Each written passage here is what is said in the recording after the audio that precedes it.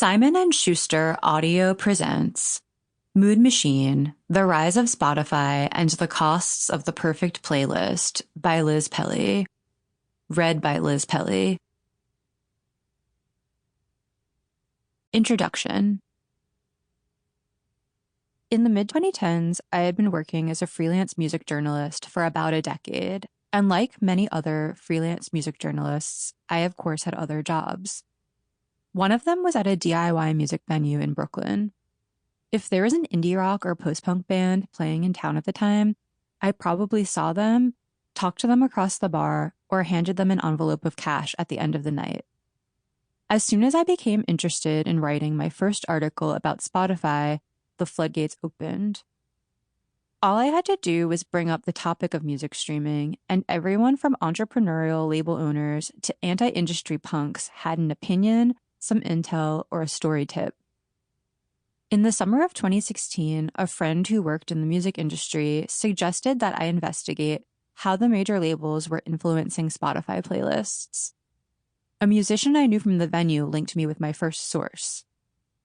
It was immediately clear that playlist politics only scratched the surface of streaming-related topics deserving investigation. What started as one blog post turned into almost a decade of researching, writing, and asking questions. As it turned out, 2016 was a fascinating year to begin covering Spotify. It had been exactly 10 years since the company was founded in Stockholm by two advertising industry men opportunistically capitalizing on the music industry's weak status in their home country, thanks to the seemingly unstoppable force that was digital music piracy in Sweden. And it would only be 2 more years until Spotify went public on the New York Stock Exchange, which meant that in those days, the company was doing everything to make itself attractive to future shareholders.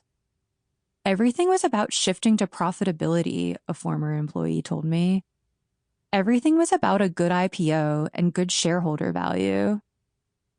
Like other technology companies in the 21st century, Spotify spent its first decade claiming to disrupt an archaic industry, scaling as quickly as possible, and attracting venture capitalists to an unproven business model.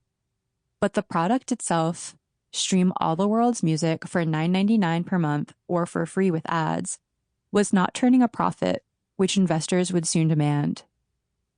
From the app's European launch in 2008 to its US arrival in 2011 to the stock market listing in 2018, Spotify reinvented itself repeatedly. Sample complete. Ready to continue?